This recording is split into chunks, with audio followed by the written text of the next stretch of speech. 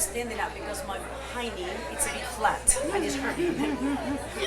I've been long day of today. sitting. You Are need you to. kidding? I have two more. This one and another Oh one. my So I goodness. better be kind to my biometrics. I know how that is. I know how that is. Are you learning a lot? It's overwhelming. Yeah, it's a lot. It's good, but absolutely. I'd rather push me a little bit further than not. Yes, exactly. Thank you for saving my seat. I may need to stand up at times because it's aching. Yeah, that happens. Well, she's going to be speaking. I'm just here to support her. But we all understand that. So you want to be organizers? I'm a support. I'm just a support for my friend. She's going to be speaking.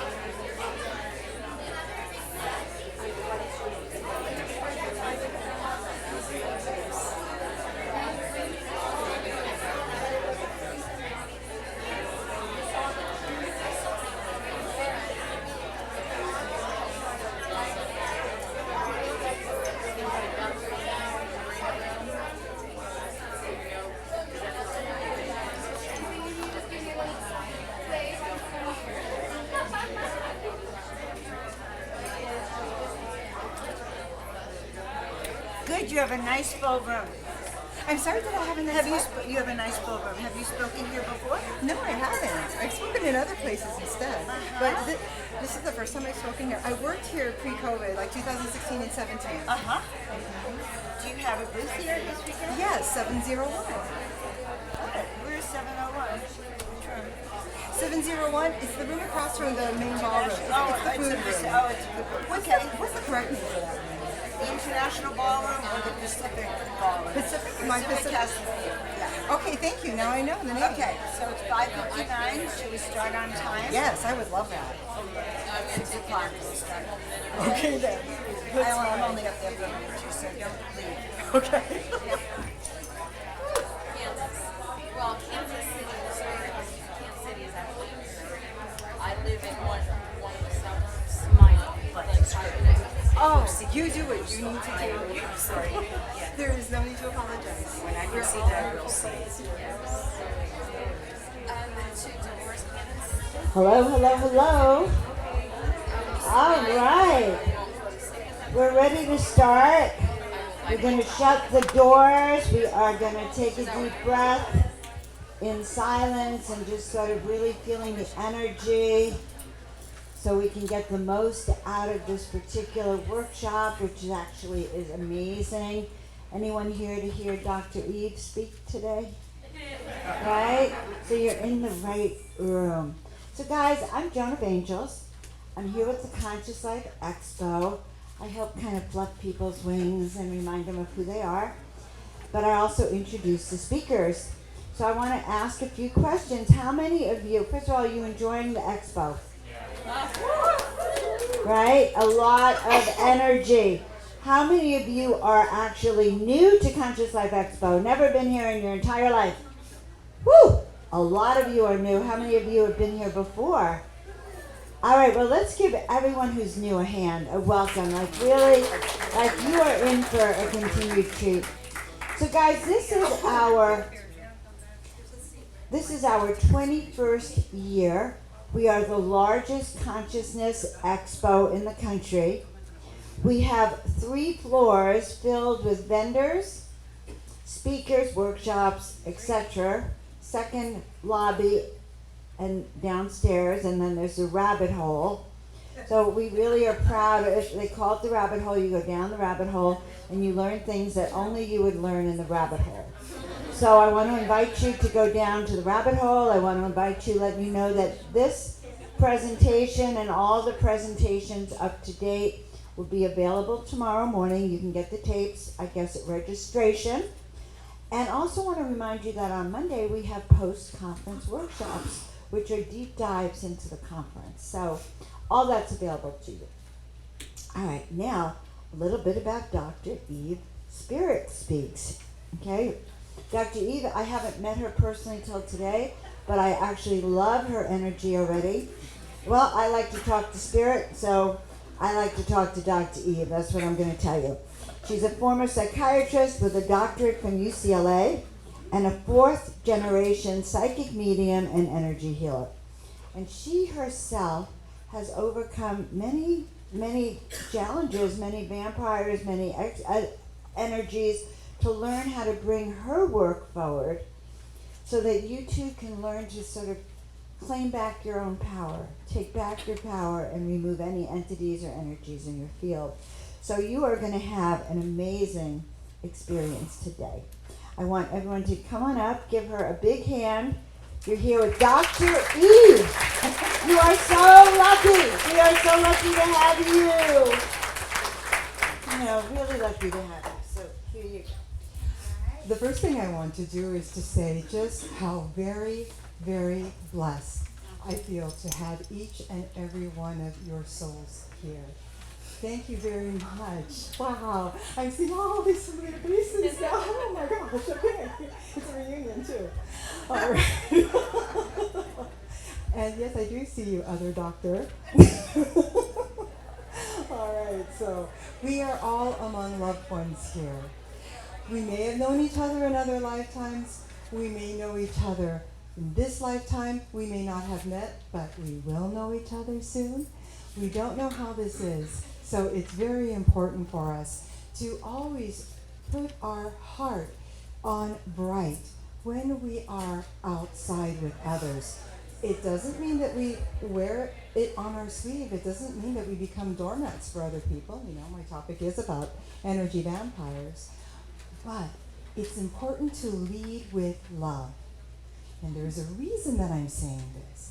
It's because we can lead with love or we can lead with fear. Okay? Now, what do you suppose happens when you go out into the world with all those anxious thoughts and worry about all those things that you don't want to happen? What do you suppose then happens next? That's exactly right. And this can happen not just with situations about like losing your keys, losing money, losing out on a job.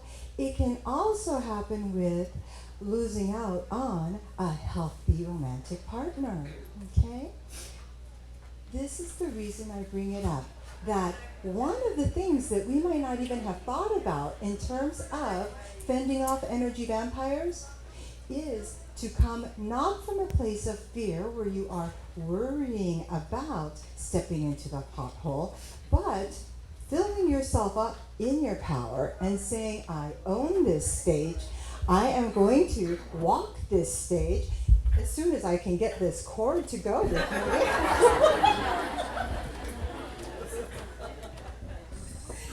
And I'm going to let the world know I'm here. I am strong, and I am absolutely invincible, okay? I just want to tell you a little bit about my childhood. Let's go back a little bit more. Don't worry, I'm not sitting in the psychoanalyst chair, even though I have done that before for training, of course, as a psychiatrist. I just want to say that I come from a family that was not exactly rich, at least on my mother's side. Now, we had some millionaires over on my dad's side, but that wasn't my mom's side, and we're closer to my mom's side. We grew up very rich in love, okay? Now, the thing was that I could have said, being the daughter of a woman who was a granddaughter of a silver miner in Chihuahua, Mexico, where my mother grew up on a number of occasions not knowing if they were going to be able to eat dinner, okay? That is a place of energetic fear when you are worried about these things. I'm not immune to these feelings. I have her energetic DNA, right? Now, my mother worked very, very hard. To her, it was a sin not to have money because she was raised very poor.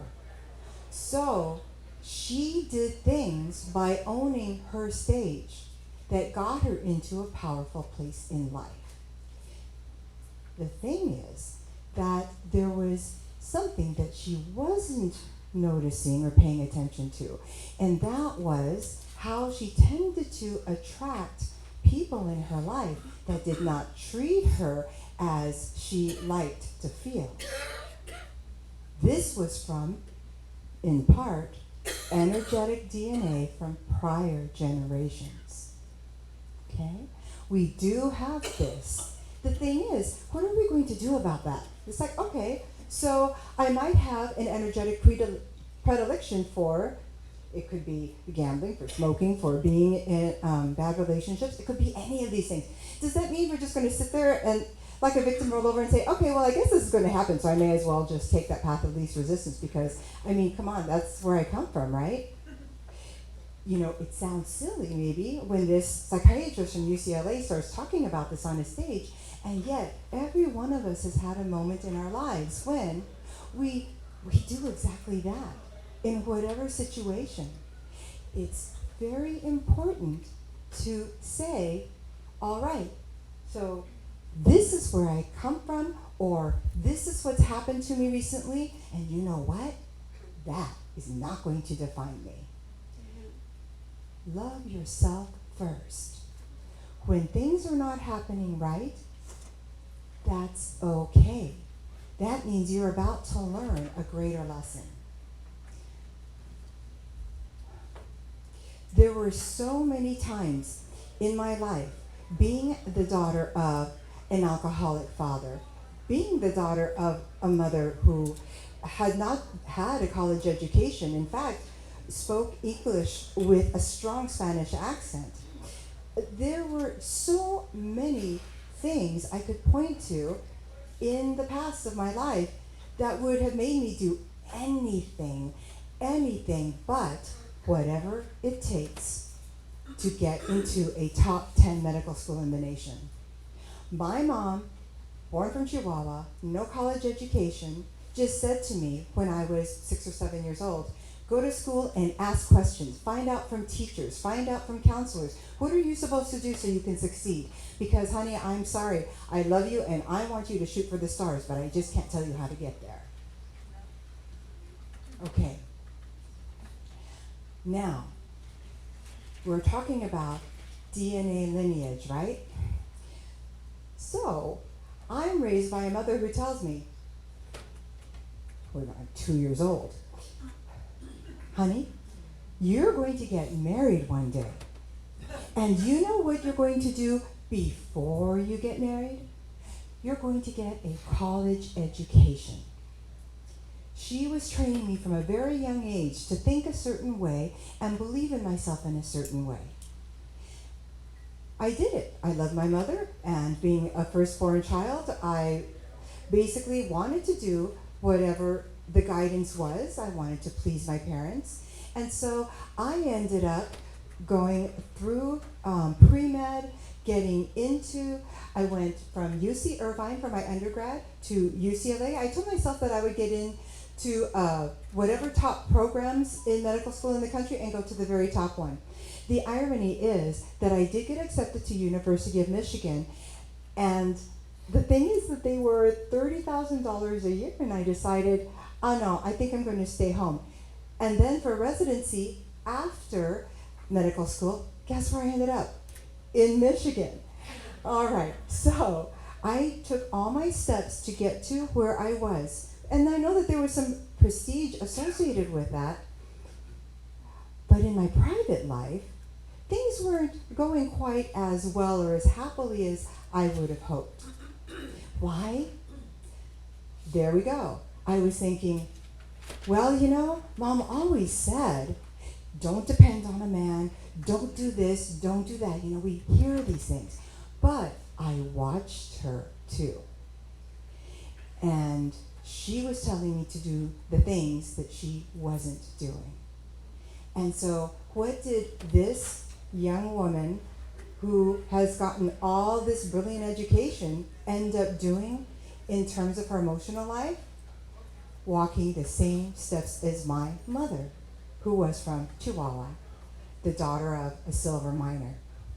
This is how I know that we have a choice. We can choose to say, this this is fate. We are set in these conditions because, well, our parents only got so far with income or in love or whatever. Therefore, we're like this. Or we can say, F that. Those things are true. They have happened. And you know what? Who's creating my present? Who's creating yours? It's up to you to say, regardless of what else is happening with anybody who puts you down, anybody who says anything that is not positive or supportive, it's up to you to say, no thank you. Why do we stay? Why do we stay in those kinds of situations for so much longer than we need to? One reason is because we are thinking along the way that most humans think. If a person that I'm close to has maybe not had, let me take a step back, I'm sorry. If a person that I am close to is picking on me and is giving me snide remarks, my first thought might be that person maybe had a bad day, okay? And they may have. That person could end up lying to me and I find out. And then I think, well, maybe they were just afraid to tell me the truth. And yes, that's true. But when you start noticing a pattern of making excuses for somebody that you're close to, this is a huge red flag. And just because you have spent so much time with that person and invested so much of your loving or emotional capital in them, what does that mean? You're supposed to stay with them? When you're investing, I won't give the stock because I know that when it goes low, you actually hold on. No, we're not going to go there. All right, so let's just think of it as an emotional bank account. Which would you rather invest your time in? I'm standing here. I'll put it more in the middle. And I can choose to be with those who lift me up, who make me feel wonderful, who are reliably there when I need them to be, and they always have some kind of positive thing to say, even when I'm struggling. They're there when I need them. All right? On this other side, not so much. Okay? Now, all of you, let's see now. Let's just see. Who thinks that this is a good place to be? Okay, only 40% of you raised your hands. I think I'm a little worried. All right. Well, now, with the person who is not reliable, who is promising you the future and doesn't follow through, the person who tends to needle you after having praised you when you first met and you wonder, what the heck happened? Who chooses that?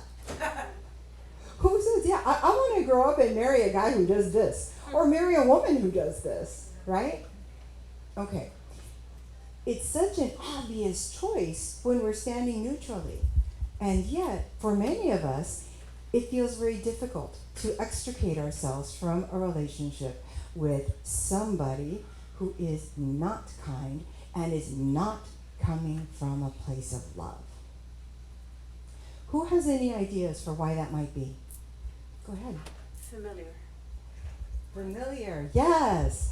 Humans are so afraid of the unknown and they tend to stay in their comfort zone. Thank you so much. What's your name again? Patricia. Patricia, thank you so much. Who has another idea? Go ahead. Yes. Low self-worth. Low self-worth. What's your name? Monique. Monique, thank you so much. How many of you agree with that? Yeah. Heck yeah. Go ahead.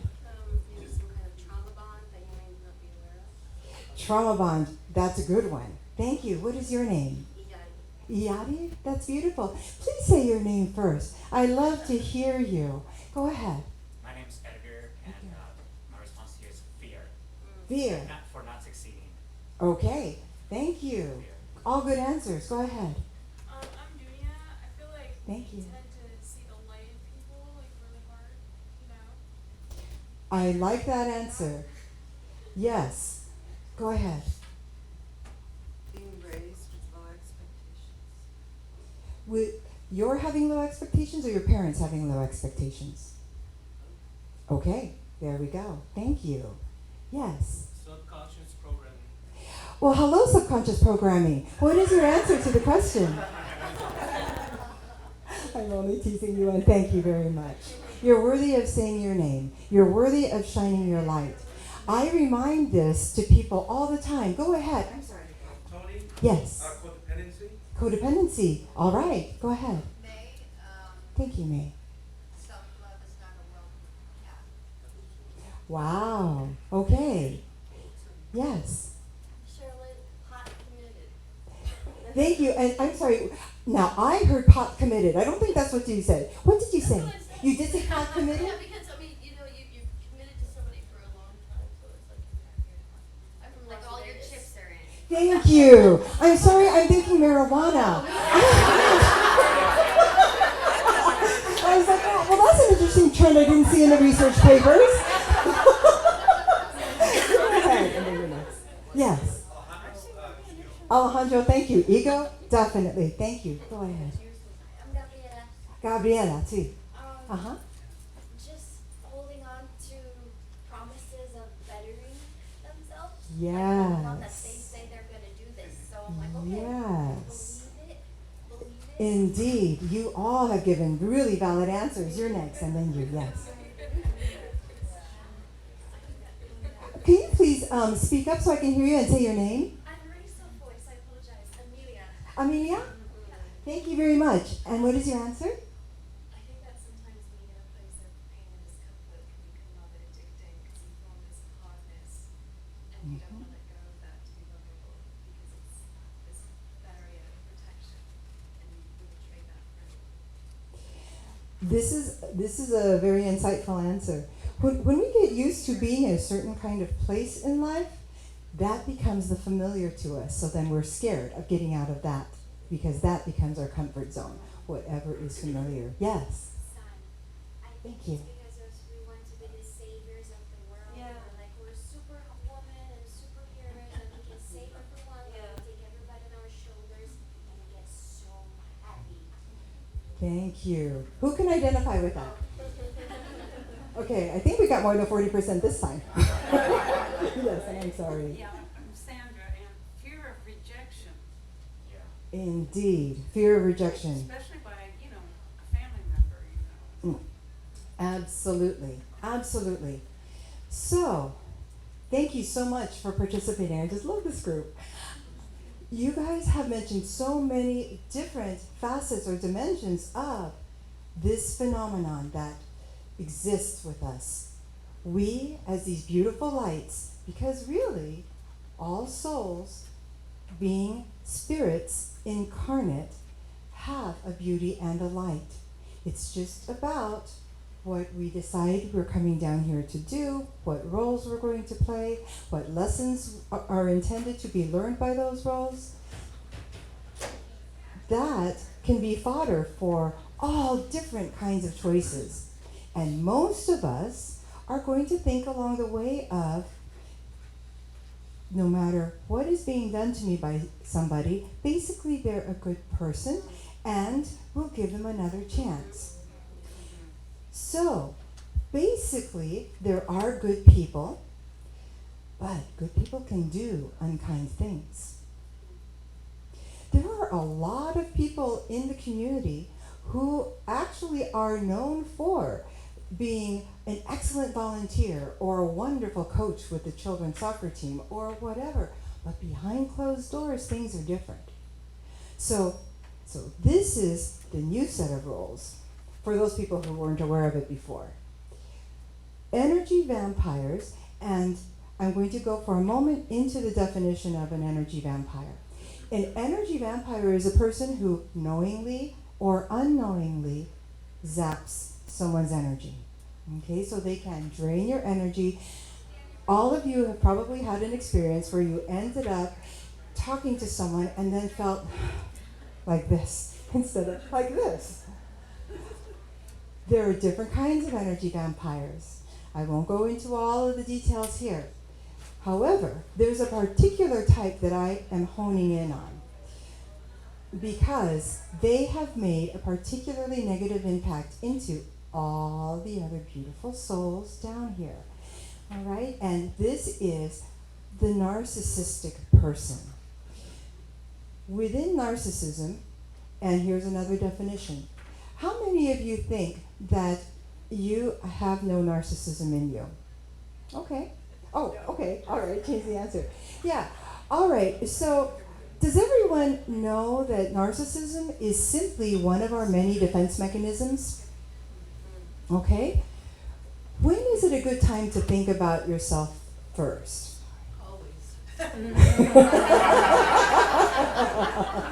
You know, I have a session open after this now. No, you need to put the mask on first. Thank before you. can help others. So that's why I say Yes. always. Yes. If you don't help yourself, you cannot help anyone. That's true. Exactly. So I'll go into this because some people will interpret this in different ways. And so thank you so much for bringing this up. It's very true. How are you going to survive if you're in that plane crash and the oxygen is running out? Are you going to put your mask on first or put it for your child? No, you first. That's right. You might want to put it on your child first, but you need air to breathe. You need oxygen to live, right? So, what happens when you're at work and you want to get a raise? Are you thinking about yourself first or about bothering the boss? Okay. All right. There are those people who might not ask for the raise, even though over the weeks and months they've been asked to do more and more work so that it's taking on a lot more than it should be. These people might not be using that defense mechanism adequately enough. Okay? It's healthy to have some or exercise some narcissistic traits. It's just that the word narcissism can get a bad rap. So it's good to see the whole picture. It's healthy to want to take care of yourself and to recruit the assistance you need to get your needs met. When is this not a good thing? When you disregard the outcome or how you affect other people in a negative way when you do it. This is about boundaries. So, most of us are thinking, you know, we're all here, we're all good, basically inside, and so, just to paraphrase, I'm going to let people walk all over me because I think that that's the kind thing to do, to be patient and to be listening to them and to be just pouring more and more out from my heart. Okay? There are other ways to look at it. Okay? It's not about us versus them. It's about our simply caring enough for ourselves that we set up a healthy enough boundary and defend it. So that when other people are not paying attention or don't care, it doesn't make a difference because we still have our healthy boundary. Okay? Self-respect and love. Beautiful. Having self-respect and love can help us with having a boundary, but there are a lot of us who do respect ourselves to a certain point and love ourselves but still let this happen. And so thank you for bringing that up because it's a matter of keeping things in check, keeping them in balance. How many of you have sometimes in life thought, when things haven't gone your way, you haven't gotten quite what you needed, even though you may have barked up a few trees to get help, that's not really that important, you know, or, it's not meant to be. This is a choice that you've made. It's important to separate yourself from the situation and realize that you are an agent. You are your own agent. So whenever something happens out there, you can say, well, this is the way it is, and I'm just going to leave it at that. Or you can lean in and do something about it. This is what I help people do. I use this psychiatric acumen. I'm also a retired family practitioner, so I'm very holistic. I'm very into the whole family and looking at social aspects, psychosocial aspects, not just the medical or the technical ones in situations. Now, I just want to see what time we have. Okay, good. So, what I want to do at this moment, just because I see that we're already halfway through, I want to give you a reward for having stayed this long.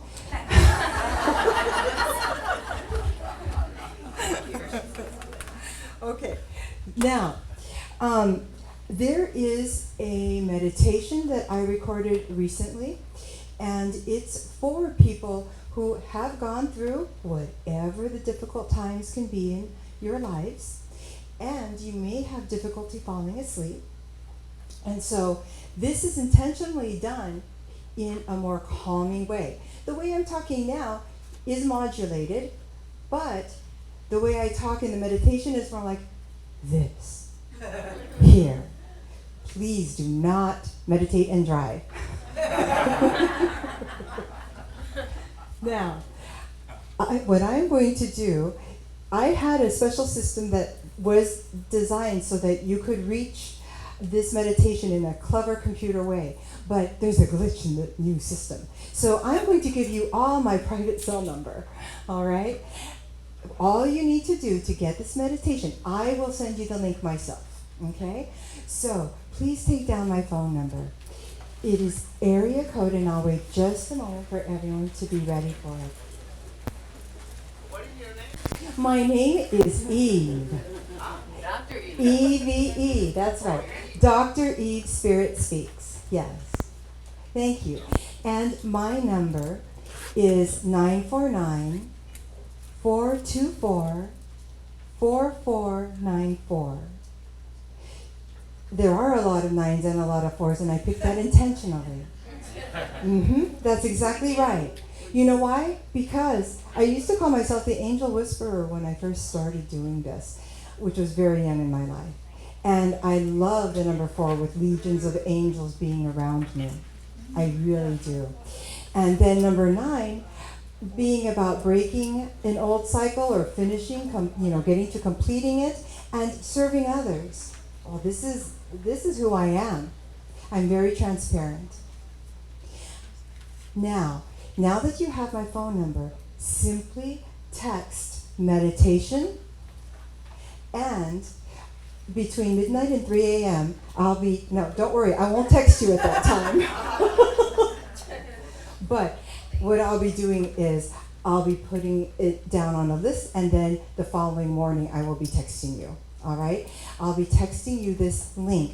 The link is called Empowered Tranquility.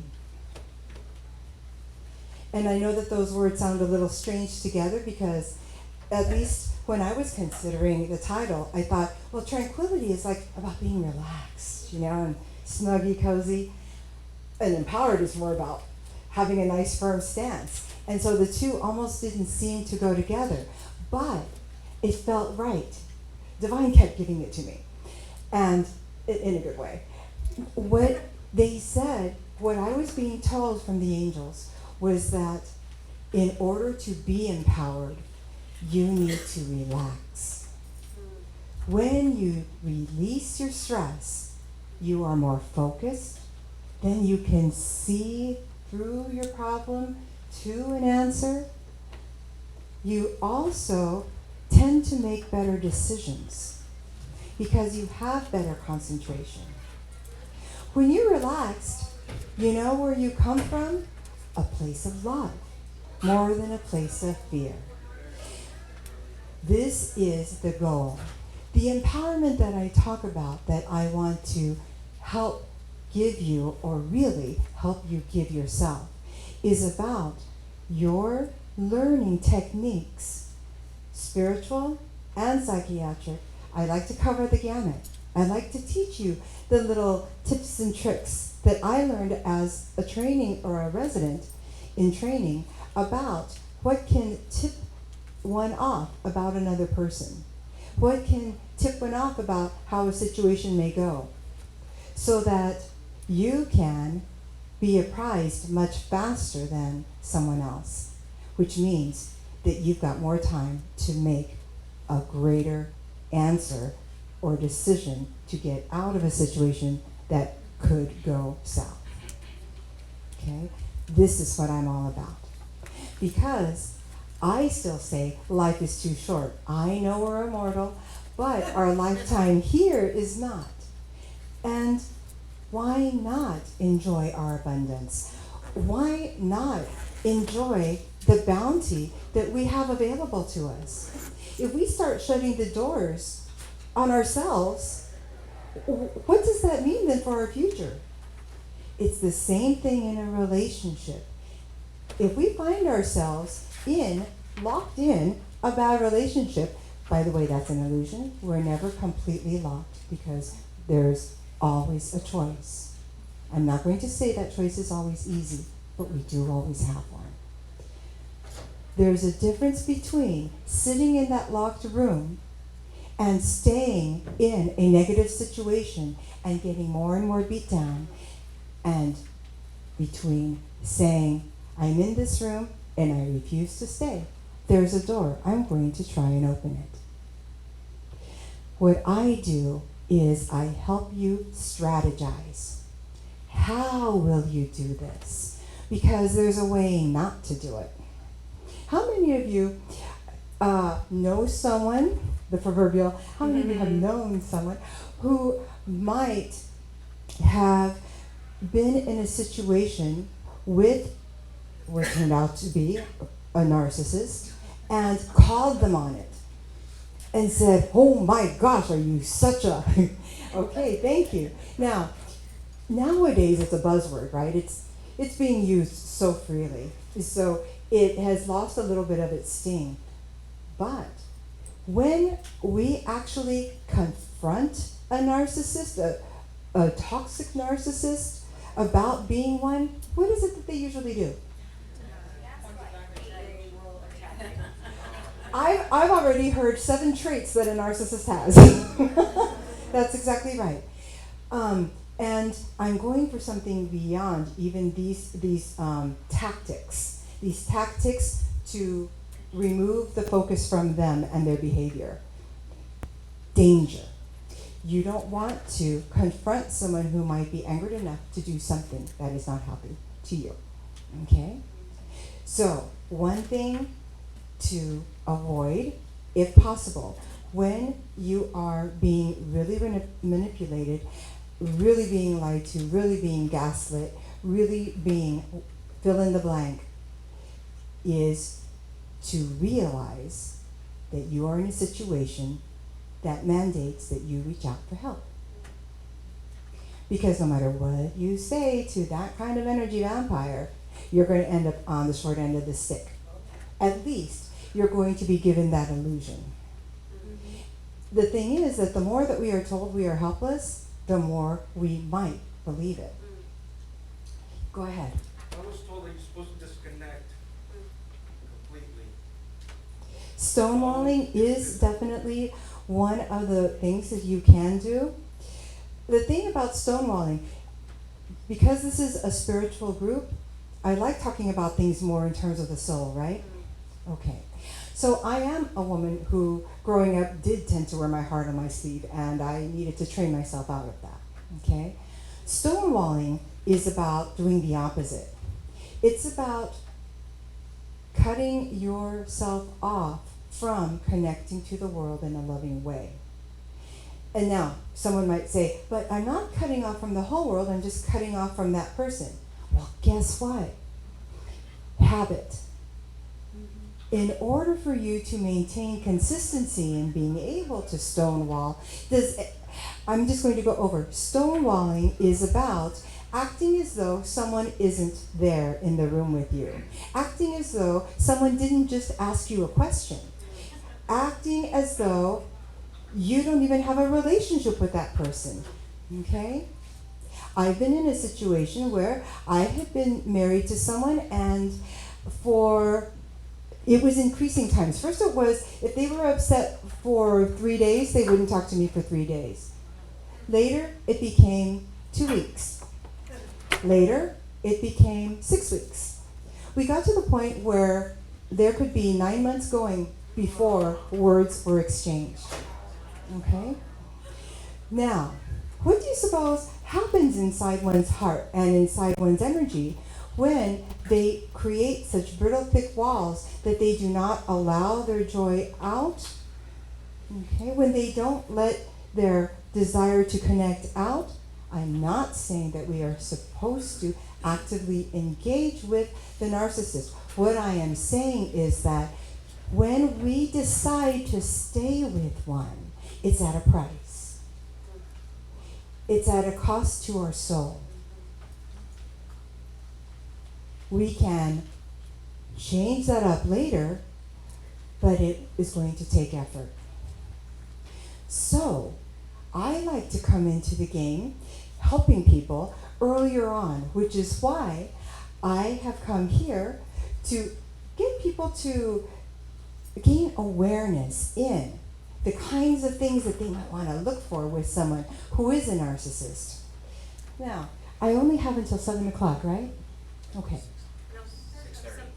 7:30? Oh, that's right. We get an hour and a half. That's wonderful. So then I'm right on time. All right. There are different things that you can look for in a narcissist. And I heard some words before. I'm going to go through a little sequence here. Okay?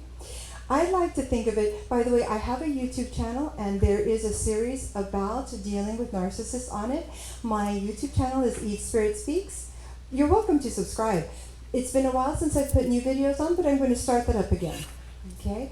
I have a video series called Engaging with Narcissism. And in there, I have these that talk about how you might meet someone and get lured in. Love bombing, right? Okay, so you go with your friends to a bar and someone starts talking with you and, you know, the usual, you might find a few things in common with that person and the person might move you or might not. Okay, well that's typical. With this kind of person, there is a certain manipulation that's involved, okay? They might say about everything that you mention about yourself, they like that too. They have experience with that too. And you almost feel like you're with your twin or a carbon copy by the time you're through talking with them. The thing is that they do it with such charisma, such closeness, they make you feel so intimate, so fast. You talk more. You start going beyond, you know, the hobbies, the foods, favorite color. You start going into, well, you know, I was really hurt in this relationship when someone did this and the other. And then you start going from one personal thing into another. They love that. Why? Because if they decide to pursue you, they got lots of dirt on you that they can use against you. Data mining. Mm-hmm. Exactly, data mining. Mm-hmm. Thank you. So, in this process of love bombing, where someone is overly endorsing whatever it is, okay, about you, just keep your guard up, keep the radar out, okay? Of course, we've all met people that we have some things in common with. That's wonderful. And we might join a yoga class or a football team. We might join something with that other person. The difference between having a few things in common with someone and someone who is love bombing is that the someone who is love bombing is scheming. They are purposely, on the first interaction, attempting to make you feel more intimate or close to them. It's an artificial sense of intimacy. When you get someone to feel that way about you, then you can get away with more. What does that mean for a narcissist? Oh my gosh. That's right. Whatever they want from you, they can figure out how to get. But first, they want to be sure that you are fully invested in them. So, it could be like the relationship from Camelot. They bring you flowers, They do this or that for you. They clearly put you on the pedestal. They tell you that they think the world of you. They think that they are so fortunate, so blessed, they cannot believe. Notice, these are still words that the rest of us can use in situations. It's just that there's a certain intensity and speed that this usually happens with. And is this only with romantic partners? No. What about a coach who wants to recruit new clients? Yeah, it can easily happen. My father raised me never to sign an agreement when I first talked to someone. And the more upset or rushed the person would become, the more I saved myself from trouble. Okay? Why are people pushing so hard to get you in? They're clearly getting something out of it. It could be money. It could be any kind of energy. Whatever they desire. So, you've got the love bomber. And things are feeling wonderful. You feel like it's the perfect couple. And then what happens next? As you start to spend more time together and you get more serious, he starts, or she starts, poking holes in that perfect persona that he has given to you or attributed to you. What does that make you do? When someone else is like, oh yeah, well, thank you for doing that for me, but actually it's supposed to be done this way. Like, Do it yourself. and keeps on doing things of this kind of nature so that you find yourself over time investing more and more effort and being less and less acknowledged for it. Okay? To try and get back to where you were in the beginning. Yes, this is the pattern. He makes you feel like there is perfection, so he's got, or she has you in her grip. You know, I like to say they, but they nowadays mean something else, and so it's like, oh, now I have three things to avoid. And that's fine. So you'll just hear me kind of bounce around a little, okay? What happens is, once they have you, then they start dropping you down. You don't want to be dropped. You want to get right back to where you were. So you figure out, what is it that I need to do to please this person? How can I get back in the good graces? How can I return to things the way they were? The truth is that with these kinds of people, you never get things back the way they were, because that was a setup. It was a manipulation from the start. So, charisma is not a terrible thing by itself. It's not a terrible thing. Some people have more of it, some people have less. Intensity, some people have, some people don't. But the underlying pattern here is manipulation. Whatever the features might be, whatever they're expressing, you'll know if this person is more of a narcissist when you start sensing that they're playing games with you to their benefit.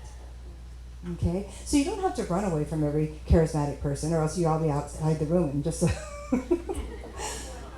It's, you know, we each have our light.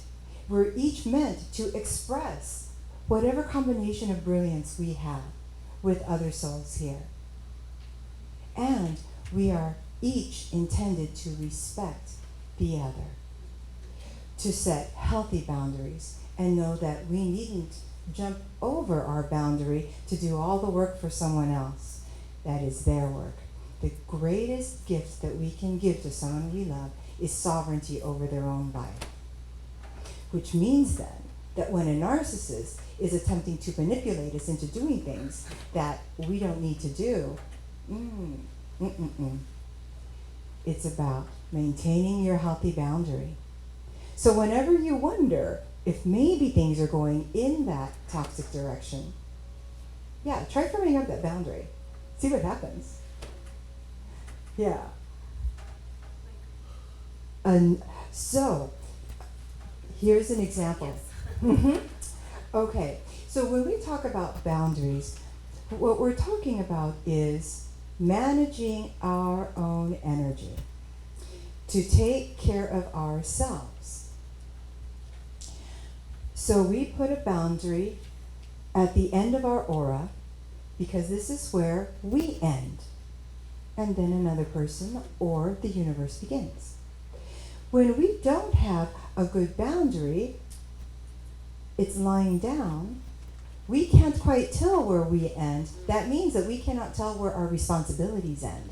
So when someone else starts asking us to do more and more things for them that are their responsibility, when they're asking you not to come in the middle of a relationship so that each person is giving about halfway, but they're asking you to go all the way over to their side, for you to pretzel your schedule, pretzel yourself, pretzel your tastes, twisting around them. And instead of being centered in your own beautiful divine light, to be actually giving them the accolades and putting your spotlight on them instead. This is a problem with boundaries, because you have let go of your spotlight. You have let go of your focus in prioritizing yourself, which is your privilege and your duty to do, to take care of yourself first. Okay? This is something that is very important, and another way to be able to put off a narcissist when they start trying to take advantage of you and you kindly deny them that. That's when you can start to see their true colors. What often happens is, when a narcissist doesn't get what they want, they're going to go to different tactics. I have seen it when I've counseled couples, and in one situation, I remember personally experiencing it. In the same phone conversation, a person went from fawning on me, so being overly gracious to me and flattering to me.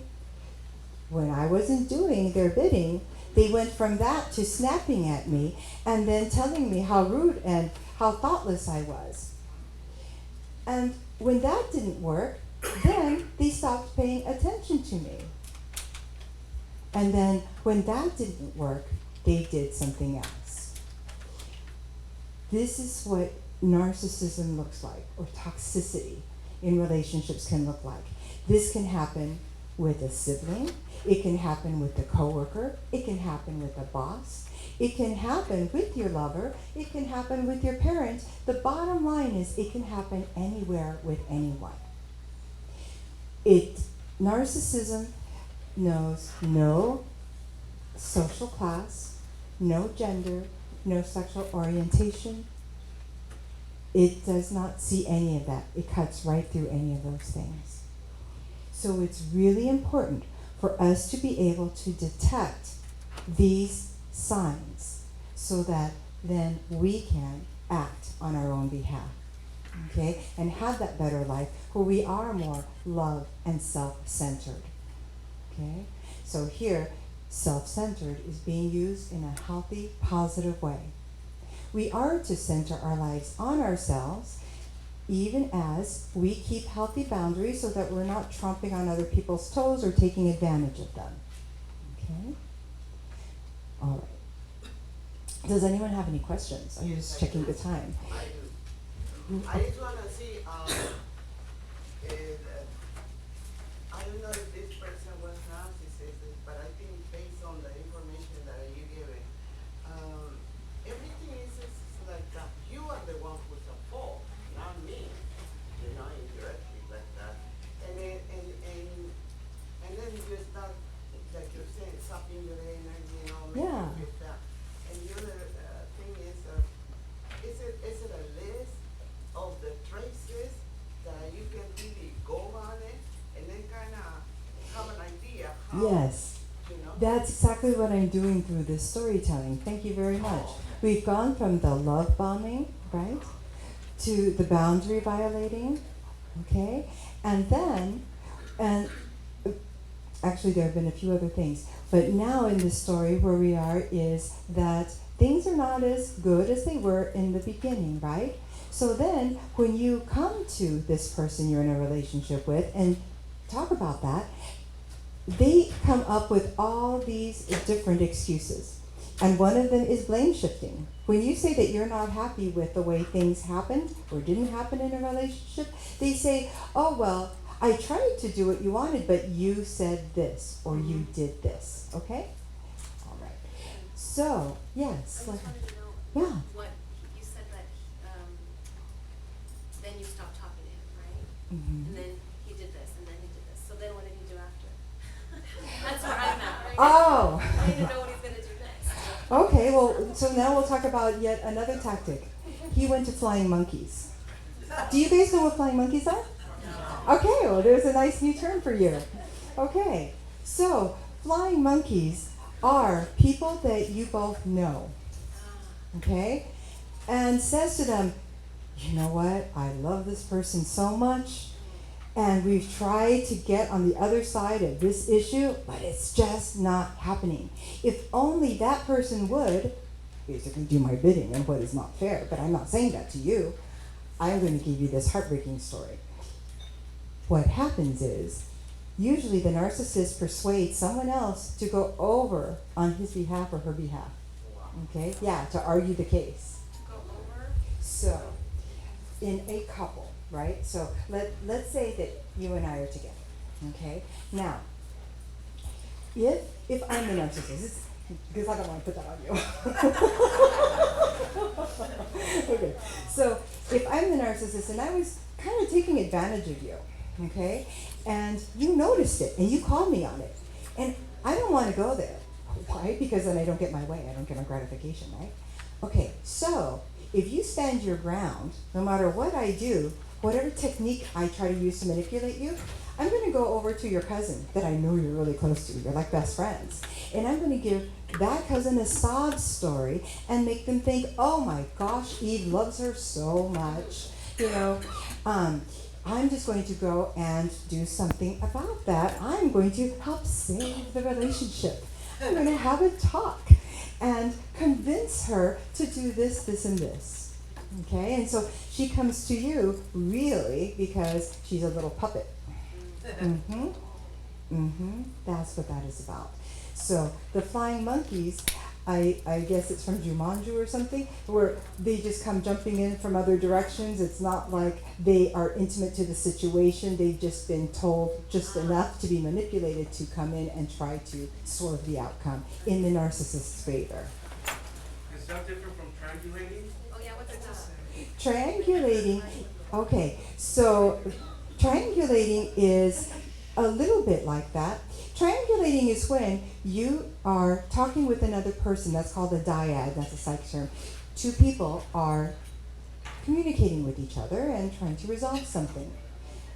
Triangulation would be, one example, if one person in that couple went and called secretly the pastor at church and said, you know, this is happening and I really don't like it. And what they're really doing is they're trying to strong arm their way to get what they want from that person by bringing another person into the situation to wield some power. Okay? All right. So, these are all different tactics. Blame shifting, it wasn't me, it was you. Flying monkeys, oh, it's another person saying it, not me. I didn't say that. I don't know how they came up with that. I didn't tell them all those things. Go ahead. My question is every energy vampire like automatically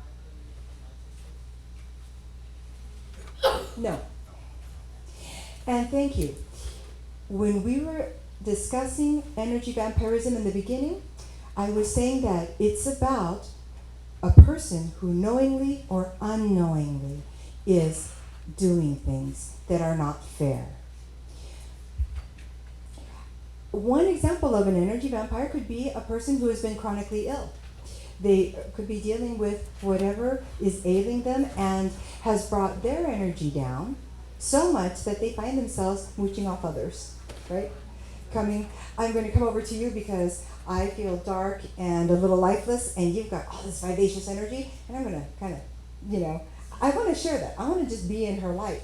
But the thing is that they're not realizing that they're kind of sucking it from you, okay? So that could be one kind of energy vampire, okay? There are a number of different kinds. It's the ones who are intentionally manipulative and deceitful that you have to watch out for, okay? Yes? What about ones that just talk too much and they just drain your energy? That is definitely an energy vampire. Yes. Yes. Go ahead.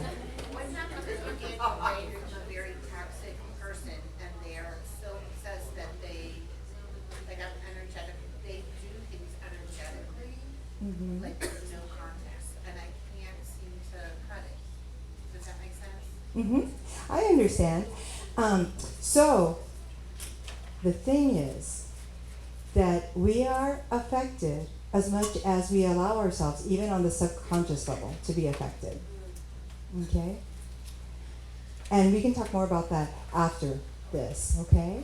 So in a few minutes, I'm going to start going into an immersive experience for us. I'm going to take a couple more questions, but I'm just giving you a heads up that I know I talked about doing an experience, and I want to be sure that we get to it, okay? Yes? Do you have resources that are available that can help someone who is unable to escape a narcissist, and they have other people with them, even to where it's like that? There are definitely resources. All right. So really quickly, just jumping ahead for a moment. If anyone thinks that they're in danger, call the police. What if the police don't? They might not come. No, You can go to them. I went, didn't help. And there are reasons for that. There are reasons for that that I'm not going to go into right now, but I would love to talk with you afterward. Yes. This was a great question, asking for resources. Resources are other people. It's very important for you to reach out to other people whom you trust. Often it might not be someone within your family. Why? Simply because if they were raised by narcissistic parents, they might have similar blind spots. And they might not understand that they're dealing with narcissism. They might not understand how codependent they are. Okay? Go to someone who is supportive of you. If someone responds to whatever your complaints are by, oh, it's nothing, you're worrying too much, drop that. Don't go back to that person. Not with that story. Okay? They might be in your lives, but just, keep your stuff on the down low when you're near that person. You had a question? And what is your question about kids? Can those traits be passed down to them to where they're draining you? But I know they're not doing it intentionally when they're great, but could that be in their DNA? There definitely is energetic DNA for neglect, just as there is for love. There is for abuse, just as there is for caring. And that's how narcissists are born. All narcissists were children at one point. Oh, hold on just a moment. Please hold on to that.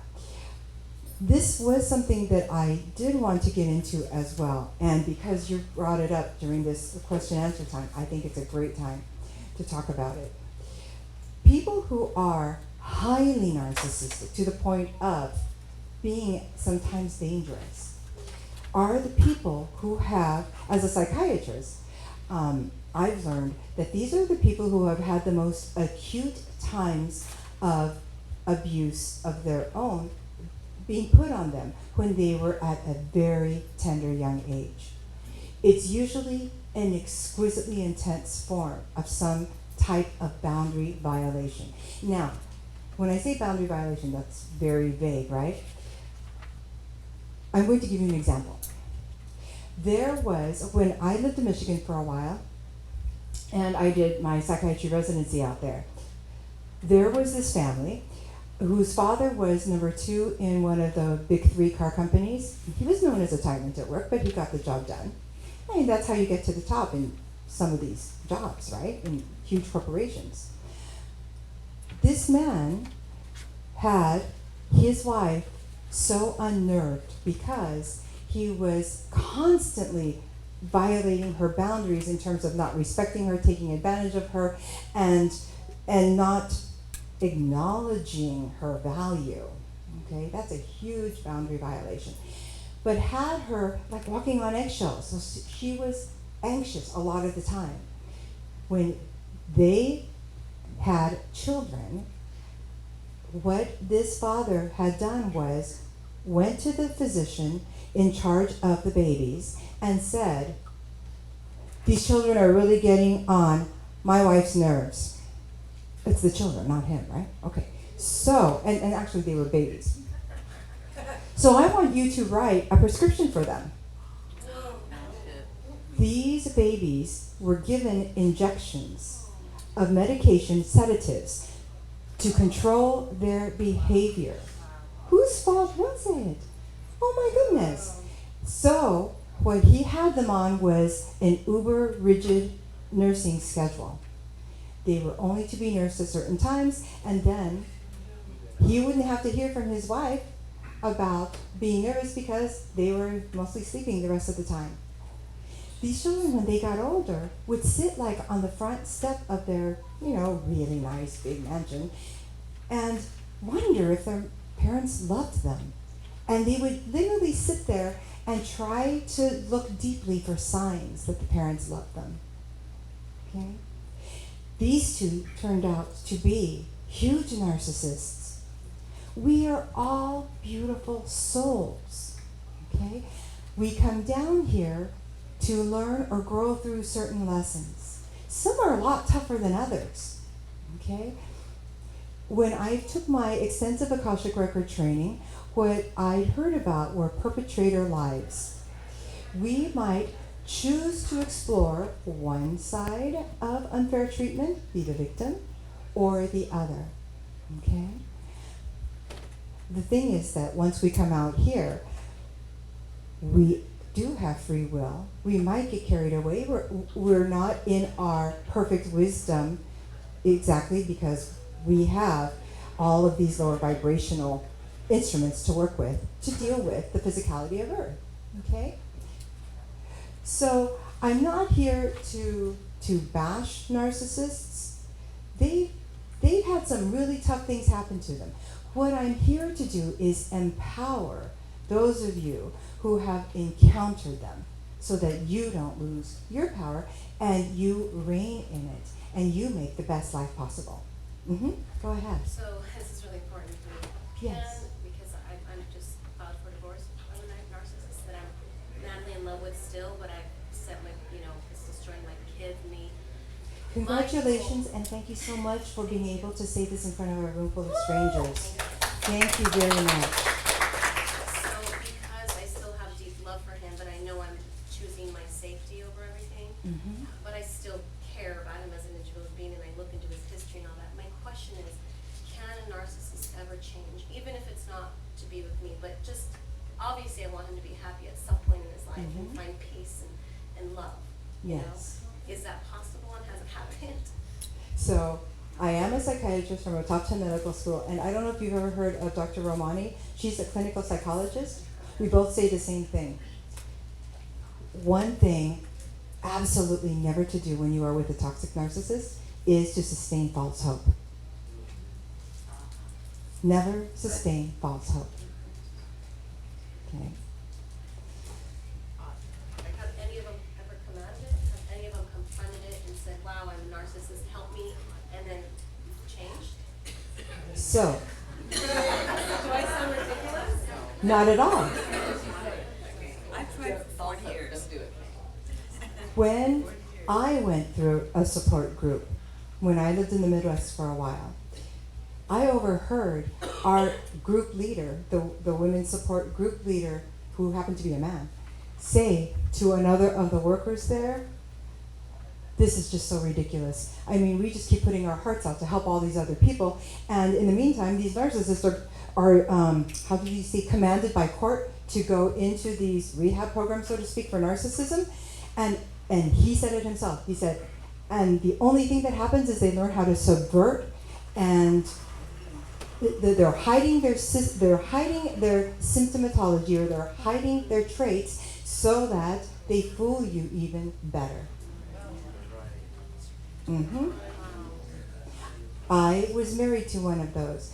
He actually went into the system, and he was not ordered by court.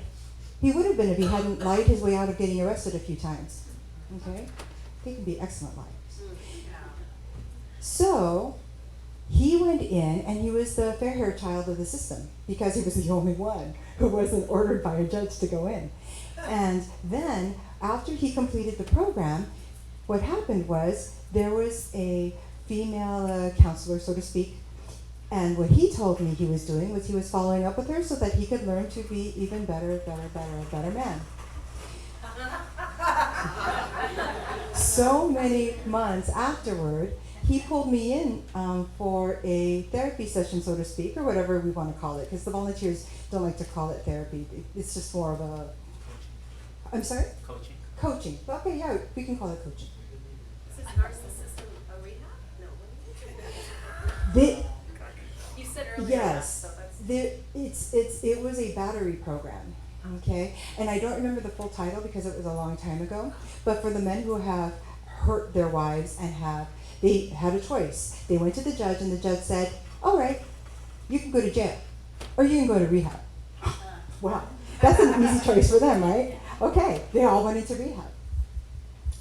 So when he completed the rehab program, so to speak, becoming more aware and getting more in touch with himself, whatever, when I went to that follow-up appointment much later on, I found out that all the things that he said he'd been working on with her, he hadn't. She wasn't even aware of the issues he told me he was working on so that we could be better. Okay? Yeah. So he conquered. So, I'm sorry? Maybe, give him like subliminal. Instead of she being the psychiatrist, so he was the Oh! Yeah, he manipulated her. Yeah. Yeah. So that way he can be clean. Exactly. So he was getting brownie points for going and seeing someone, but in the meantime, Go ahead. Yes. So is children that aren't shown love, then they all turn to narcissists? Because each of our souls has a different flavor. I love being an Akashic Record practitioner. I think of it almost like ice cream. I'm a foodie too. And so each one of us, if we're a big bowl of ice cream, okay, we're shifting just a little bit right now. Okay, we are going to each have never matching amounts of any flavor in that bowl, right? Like, okay, I really love caramel and tiramisu, and I like raspberry. So in my bowl, I happen to have bigger portions of that. Well, it's just like that with soul energy, okay? Our souls are gatherings, collections of different kinds of energy, okay, that represent different kinds of traits for us. So no two are alike. Okay? So that means that whatever you deal with one person is not going to be the same as with another or with another. Okay? Now, I am loving how actively you guys are participating. So I want to share with you that this is simply the first, how do I say this, the first event that you might attend of mine. I have a free workshop, okay, a second one for you, that we can attend by Zoom. And I can go more into these other details because what I want to get into now is going to be our immersive experience, okay? I have one more thing that Hold on just a moment. Hold on to that for afterward, okay? Because, okay, thank you so much. All right. So, please put on your calendar February 22nd from 6 to 8 p.m. Pacific time? This is Pacific time. Thank you very much. 22nd? Yes. 6/9. Is there a recording? February 22nd. This is not a recording. This is going to be all of us live.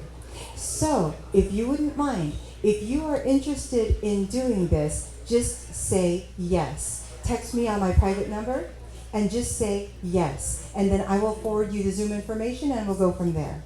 Okay? So if you want the meditation and that, we put meditation, yes? If you haven't put the meditation, then yes. You can do the two. Absolutely. Okay? Yes, my number is area code 949-424-4494. Say 6 o'clock? 6 o'clock to 8 o'clock. We're going to do a more in-depth treatment about this, okay? Because today is more about just giving that overall pattern so that you can recognize it, okay? But you will have an opportunity to work on or share with me, and then we can work through some individual issues. We're going to get another layer deeper in that one, okay? All right. Now, what I'd love for us to do is to get really relaxed in our chairs, get very comfortable with our feet flat on the floor. We're going to do a couple of things right now.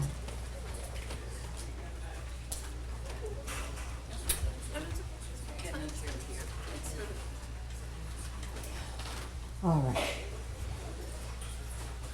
So, I'm just going to give you a little taste of what you can do energetically to help yourself out in these kinds of situations, okay? All right. So, you may, with your eyes open or closed, take some nice deep breaths, have your back leaning against the back of your seat so that something else is able to support you, enabling you to relax your muscles more. Breathing in through your nose. Pausing at the top between in and out breaths so that you can focus more. And then releasing through your mouth for the first few breaths. And in that way you are releasing energy that no longer serves you. We call these surging breaths. We are taking these breaths to cleanse our energy and rebuild our focus. Now, you may choose to close your eyes and open your imagination. For imagination is real. It's called clairvoyance. We can all imagine what our house looks like, even though we're clearly not looking at it right now in real life, right? So for anyone who ever says to me, but I'm not like you, I'm not psychic, I laugh inside, but what I do is I show them otherwise. Now, in this place where you are breathing nice and deeply, becoming more aware of what is inside of you, feeling your muscles soften, feeling your mind wander upward.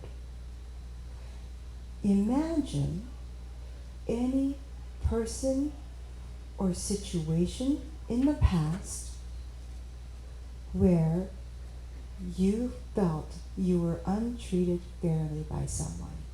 We're not giving labels to that someone because that's not important. All we're doing is using the strength of our clairvoyance to call up a past reality so we can deal with it in a powerful way in these few moments.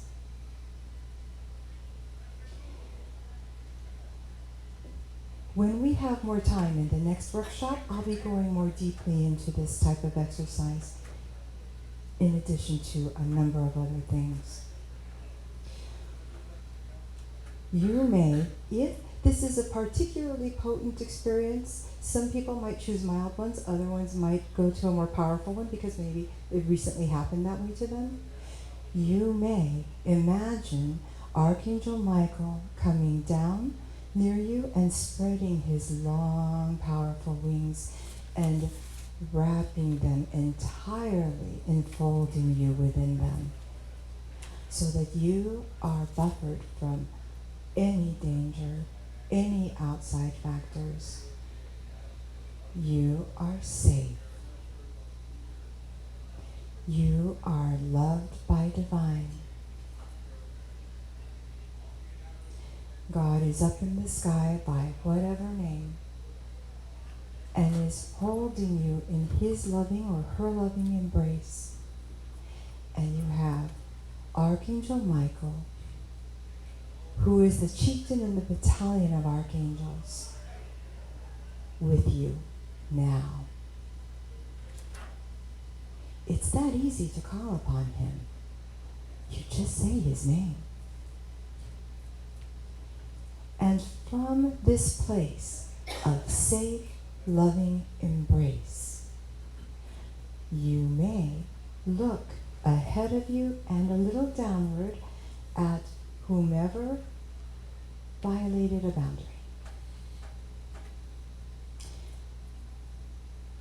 And you may recreate the situation so that when they started to do something wrong,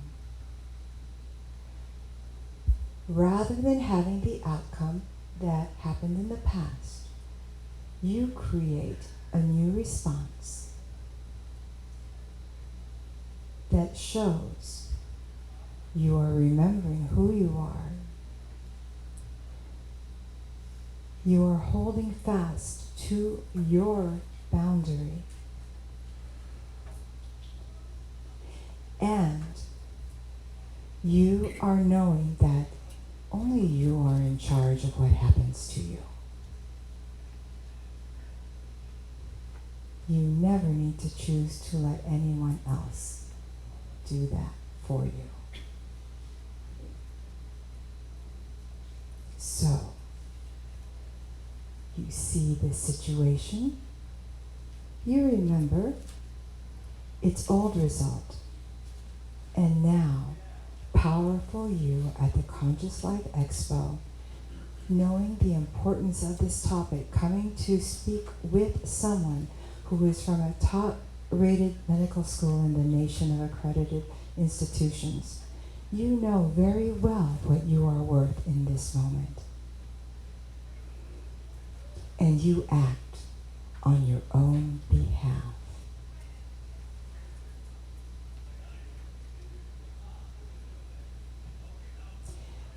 Note how you feel as you are doing this. It's less important whatever that person is doing. You can regard that as well. But this is more about you.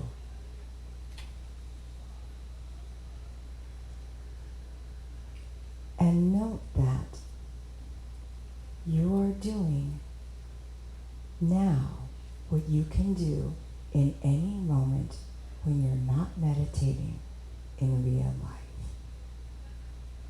You have the power to create your outcome for the moment, the month, the year, or your life. Remember this moment. Remember this power.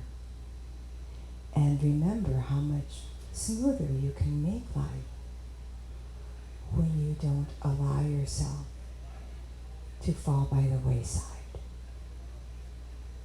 Instead, you hold yourself accountable and competent and confident to choose you when someone else is asking you to forget who you are.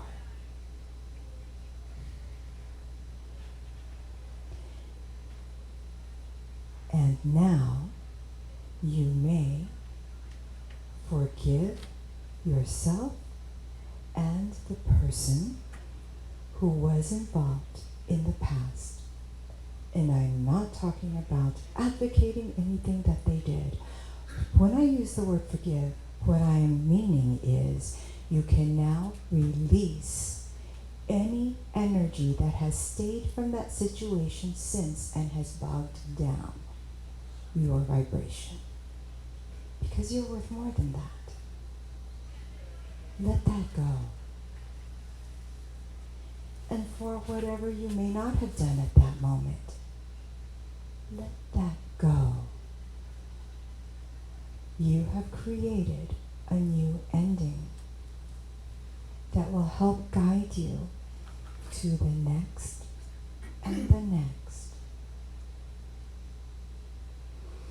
And now you may say goodbye to that person and watch them leave from your presence.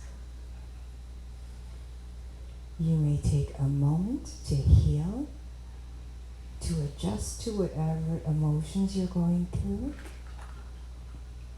You may thank God, Archangel Michael, and any of your loved ones in spirit whom you may have called upon or who may have come to you because they knew that you might be in a moment of need. And express the utmost divine love for yourself. To see you as this young, beautiful, radiant soul deserving the best that this universe has to offer.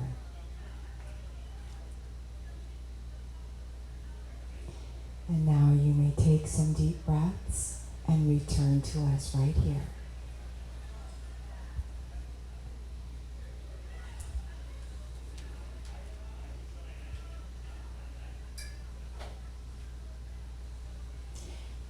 How are you all feeling? Relaxed. Beautiful. How much time do we have left? I know it's short. 7:24 according to that clock right there. It's 7:24. Okay, thank you very much. Thank you. Wanted to be sure to stay on time. I want to respect my boundary as well. Would anyone like to just say just a couple words, like headline words, to describe how they might have felt doing this exercise? Go ahead. I think it's just relieved. It's nice to hear that you deserve the best. You know, sometimes maybe you think you're standard much high. It's nice to be reminded that you deserve it. Thank you so much for expressing that. Yes. Yeah, I felt that you were empowering all of us, and I appreciate that. Thank you. Thank you very much for acknowledging. I accept what I am doing, and I acknowledge what all of you are doing with what I am prompting you to do. Yes. I love that you took us back to an actual situation that we may have lived, and maybe in that moment didn't handle it the way we would have liked to, and gave us that opportunity to handle it the way we'd have liked to. And so my question is, and that gave me power because I felt like in that moment, like, I mean, I actually did walk away, you know, and I did all that. We were in France, but then I went back, you know. So like, can we do that with every time we were humiliated, or I don't know, like go back and then live what we would have liked to have done? You know? Absolutely you can. Okay, because like that. That offer never runs out. Okay. Thanks for asking. Definitely. I want to Yes. say a comment. Yes. You have a great voice. I think you have a very hypnotic voice because you lower your pitch a bit, you know, when you speak. And it seems to me like you put me back in such situation and it just released. Thank you. Go ahead. You know what? I think I have 2 minutes. So you can come to mine. And all of you, I'm in booth number 701, and I would love to chat a little bit with each and every one of you, okay? So feel free to come by and visit me. But what I'm going to do right now is I'm just going to regroup here. In terms of this follow-up workshop, yes, in terms of this follow-up workshop, please, when you text me, give me your first name and last initial, and if possible, an email address, because what I'd like to do is, and you can always unsubscribe, but I would like to let you know when I'm coming by and talking somewhere else or doing something else free, okay? I'd like to have you on that list. And feel free to friend me on my profile page. You can go like my business page, but come on my profile page. It's more fun over there. I like to, whenever I experience something that's empowering or see a quote or get moved, I like to share it. And I like to share that light with you guys just as I like to see it happen for me. So come share the light.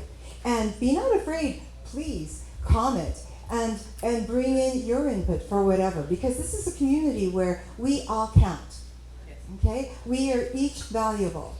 And I see in here very, very powerful souls who simply sometimes can make a different decision so that they can keep that light really shining bright.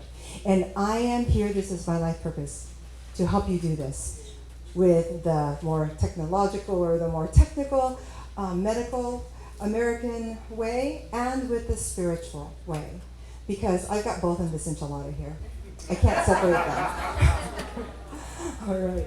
So I have loved talking with you, interacting with you, learning from you, and I would love to do this more. We are going to have this follow-up seminar and get even more into these lovely exercises and other things to help you out. Okay? Thank you. Namaste, everyone. Yes, come to my table because I think I can clear out for someone else. Or just outside the door. Yes, I'm in booth 701. Yes, I'm in the food booth. That's what I call it. I call it the food booth.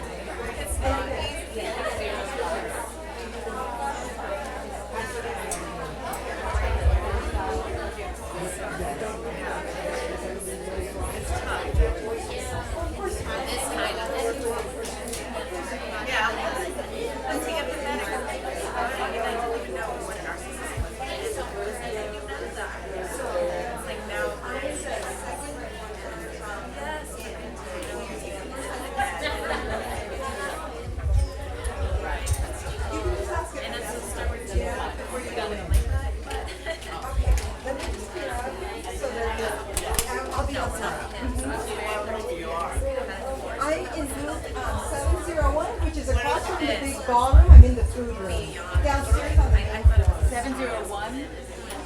701. I'm going back to my booth right now. Absolutely.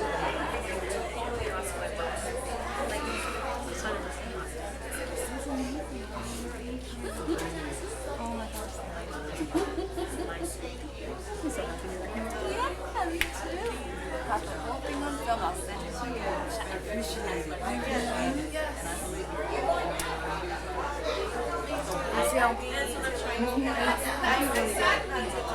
that's what but that's what kept me staying with it. So I'm like, what's the bigger picture? What am I supposed to learn? How am I supposed to help? And what is this supposed to talk about these things? So I was always completely like, you know, like, what's my mission with it? I love your shoes. Yeah, super good. No, I know, and that's what I'm doing. Oh my gosh, I didn't even mention that. Yes, everybody needs to sign up. Wow. Yeah. Good, I'm so glad. Yes, though, and I didn't think there was. Talk to me. Yeah. I work on the Southern Ranch, but I'm available on Zoom every day. 701. Well, that's what I'm told. I know. I hope to see all that one day, and I'll accept it, but I don't feel it yet. And right now, just all I want right now. Yeah, so I'm just like searching everywhere, but it's right. I know there's a big picture and a community that I need now. Therapy is 36. Psychiatrist. I've never done that in my life. 46. You know, never done that, and like. Thank you, but like, I never thought I'd be dealing with this. At 44, I thought I was involved and receptive and aware. So when I met this man, I'm like, it's a return, it's peaceful. And then like everything she was saying, yeah, and everything she was saying, like the love line,